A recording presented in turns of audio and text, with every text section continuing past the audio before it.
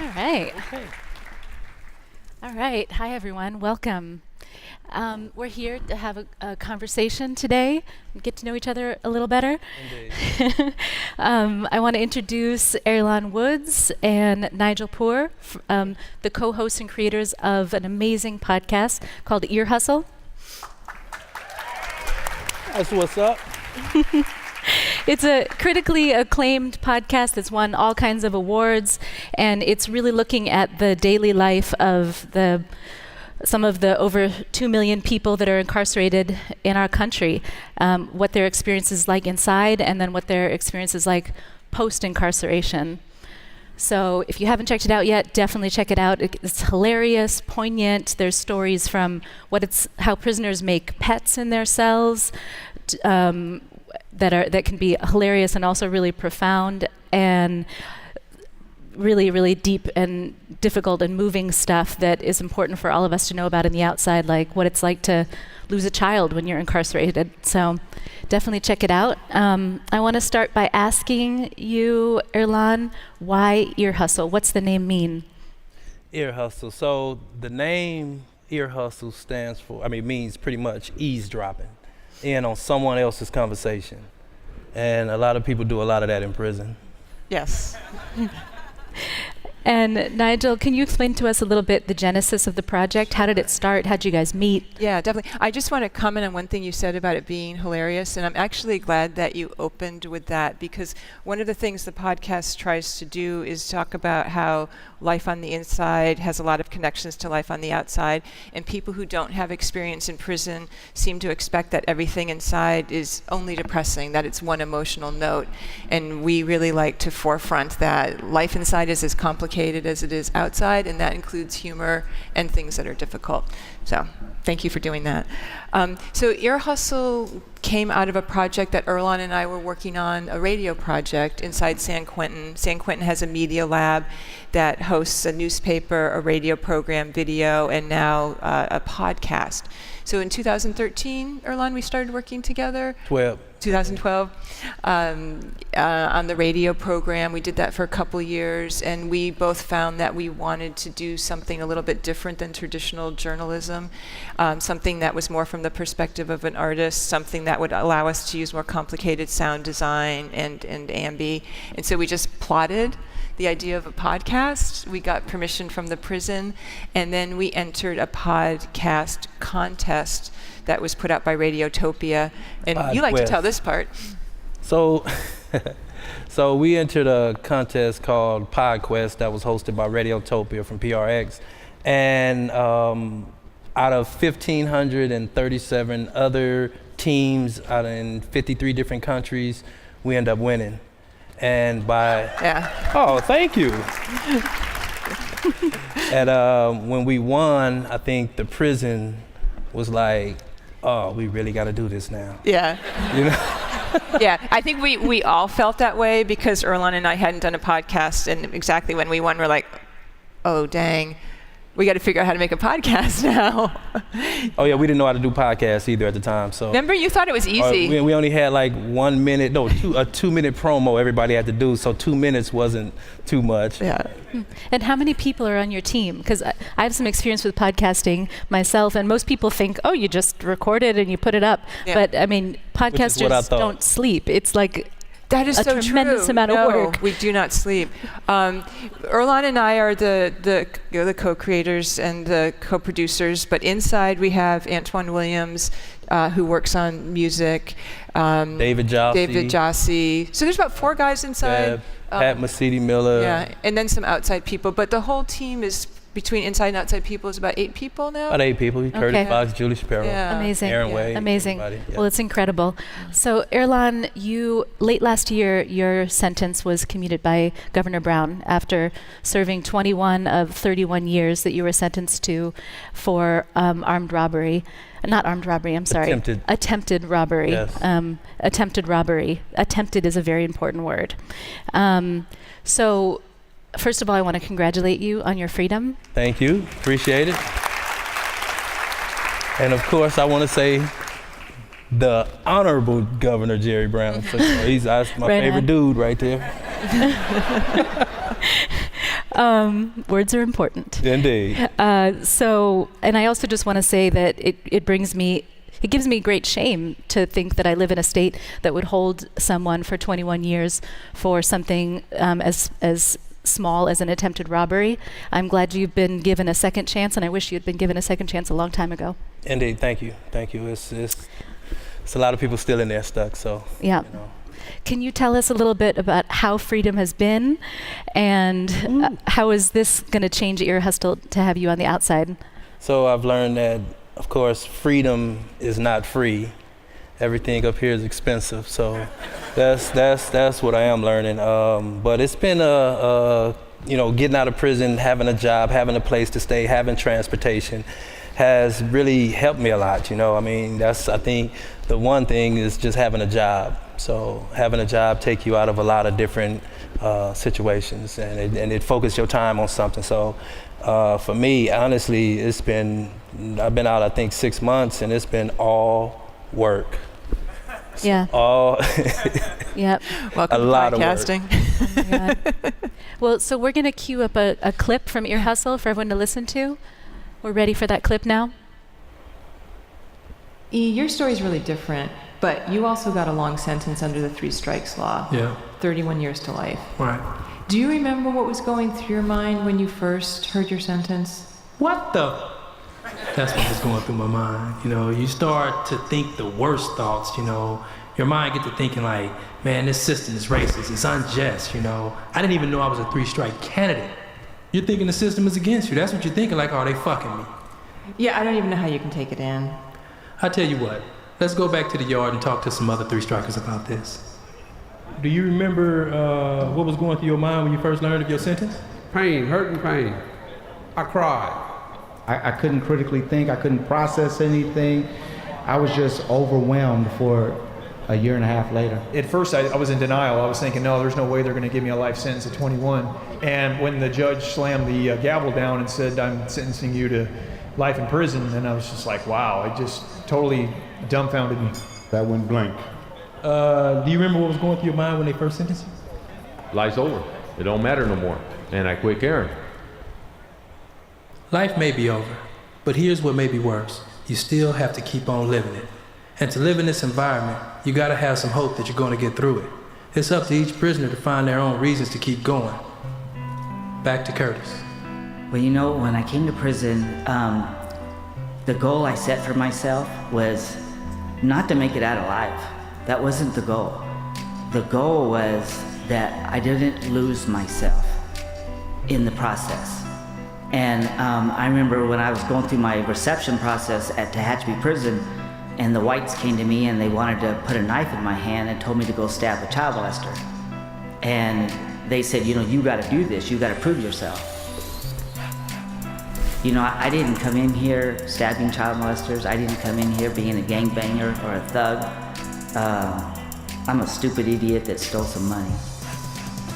I'm just not gonna pick up a knife and go stab somebody.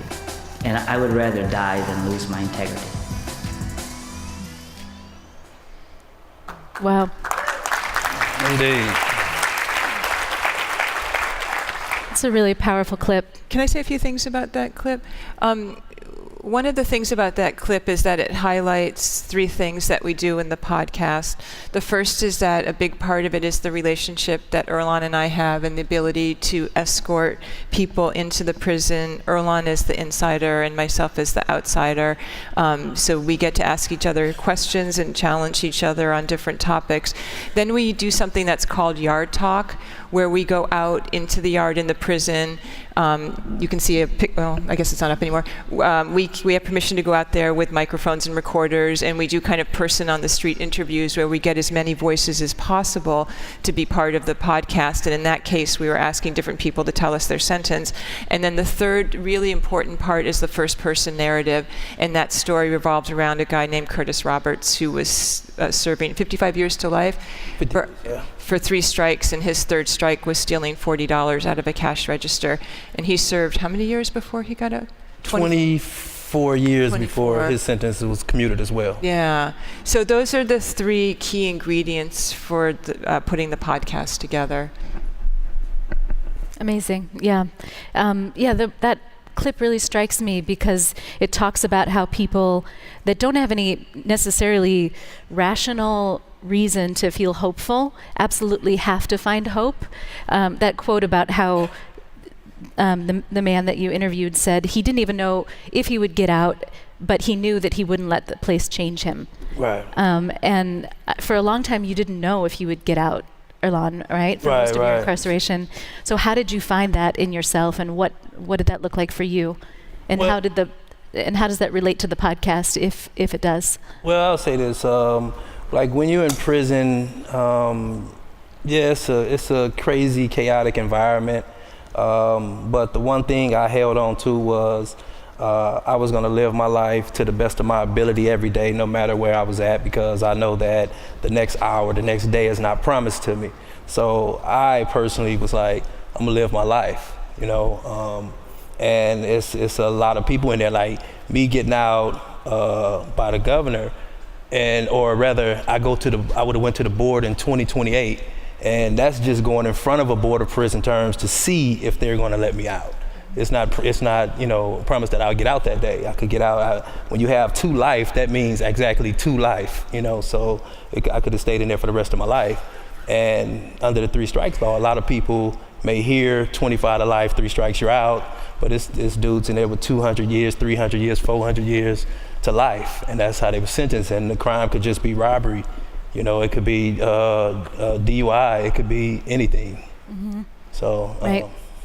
Yeah, it's kind of amazing. You know, that clip and the podcast as a whole really speaks to how can we look at our system of incarceration as something that could benefit people. Is that even possible? That it could be a service that helps society rehabilitate people and you know, help them re-enter the world, you know, and with more resources and you know, more ability to deal with the problems of everyday life. Of course, the opposite is true in most cases.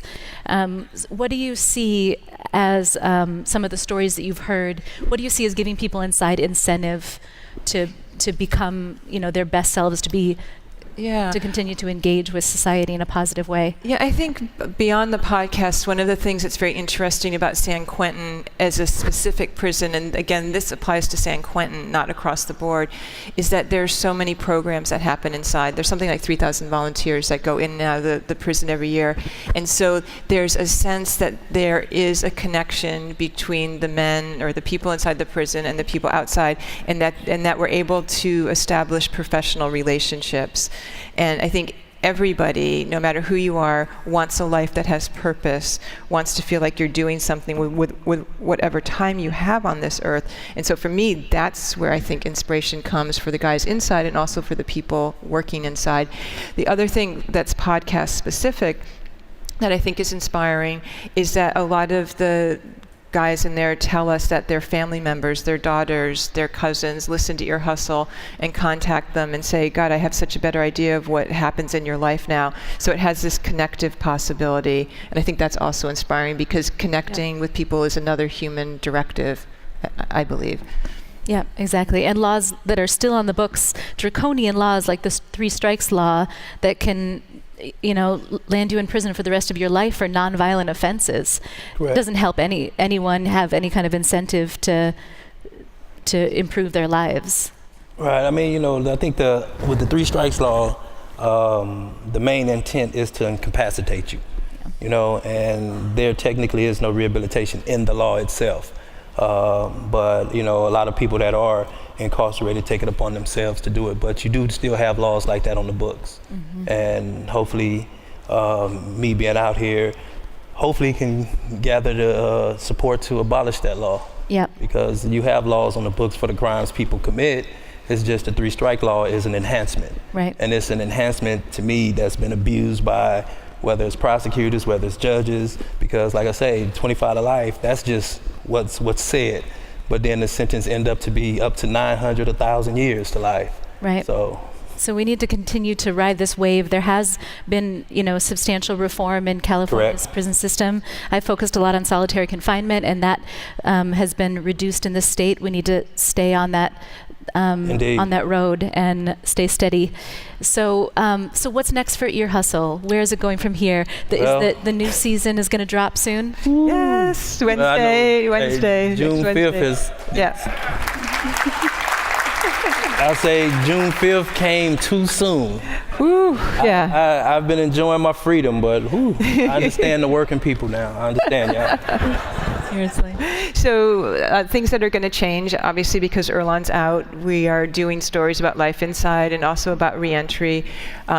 One of my personal goals is to start doing stories that include more women's experiences in prison, because like every other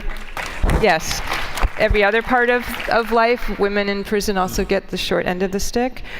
We are hoping, not this season, but next season, to start traveling to other prisons to do stories there, and just make connections with other prisons. I wanted to say that we couldn't do this if we didn't have the support of the administration. And so what we need to do in order to spread Ear Hustle is to make more connections, not just with people inside, but find the sympathetic people inside the Department of Corrections who are interested in working with us. And if you listen to the podcast, you hear at the end that it's always approved by Lieutenant Sam Robinson, who's the public information officer at San Quentin, and he's incredibly supportive. And I always think of a quote that he said about prisons, and that is that the taxpayer pays for prisons, and because of that, we have a right to know what is happening inside prison, and we have a right to try to change that. So when I hear that quote coming from someone with inside the system, it gives me hope that people on the outside, or people that are incarcerated, can form meaningful bonds and try to make a difference. I don't think it's impossible. I mean, Orlan and I just started with a desire to do something, and we made it happen. We're not special. We didn't have any advantage over anyone else. We just were determined. And if we can do that and make some small change, it's like there's a lot of other people that are doing it too, and need to be, heard. Definitely. Yeah, there's definitely a growing consciousness in the state and across the country. Right. And I think the story around who we put in our prisons and why has shifted towards a much more human story, a story that, these are our neighbors and our friends and our family members. Right. And they're not people that we want to throw away. They're people that we need on the outside. Yeah. So thank you for being part of making that shift. And we have a few more minutes. So as far as looking at the bureaucracy of prison and how, we want the DMV to run efficiently, is there a way that, because when you think of an efficient prison, does that actually benefit prisoners? Or how can we make prisons more efficient as far as rehabilitating people and getting them out? I think you have to really just bring the programs to the prison, because a lot of prisons don't have all the same. Like other prisons in California is just not San Quentin. San Quentin offer a lot. Maybe it's because of the location of San Quentin. Right. It's in between, cities, but because you were in a couple other facilities, yes, so you can compare. And those facilities didn't have the self-help groups. They may have had AA, NA, but it's hard to get on those lists. So as far as self-help programs that actually help you in your life or help you identify why you went down that path, causative factors and stuff like that. All prisons are probably just now starting to get there, but mainly it was just basically on you to find, try to find that in your life, try to find that help, whether it was reading a book and doing a book report or whatever. But I think a lot of guys want help, but sometimes it's not offered, or it might be the prison itself, the conditions in the prisons where it's just chaotic. So Right, exactly. And any last words? Is there a particular person that responded to the podcast in a beautiful way, a story that you want to tell? This is all about stories, so. I have, can I tell a story? The way you just did that, yeah. Okay. This is particularly beautiful. We do a thing on the podcast where we ask listeners to send us letters that we can respond to. And we got a letter from a woman in Southern California whose son is serving time in a prison in Thailand. It's a pretty awful place, and they have no TV, no radio. And she said that she sends him transcripts of Ear Hustle for him to read to the other English-speaking people who are incarcerated there. And that story is, it almost makes me cry every time I think of it, because it's such a beautiful story about connecting, and that people that are so far away from us that we'll never meet are actually hearing the voices and our voices that we put in the podcast, and that a mom cared enough to reach out and try to give something to her son when she can't physically be with him. And then in my mind I have this image of him reading these transcripts to all these people, and so it's beautiful. Yeah, no, that was beautiful, Nigel. And I think just, you know, if y'all involved in institutions, volunteer, you know, because I always tell Nigel that volunteers are on the front line of public safety. You know, it's not the correction officers, they do theirs and the administration do theirs, but I think volunteers are pretty much on the front line of public safety. Yeah, and individuals can make a difference. Yeah, right? Make a big difference. Well, thank you both. You're both wonderful people. Keep your ears on Ear Hustle, and also just continue to engage with our system of incarceration. We have to figure out how to do better. Thank you all. Thank you. Thank you.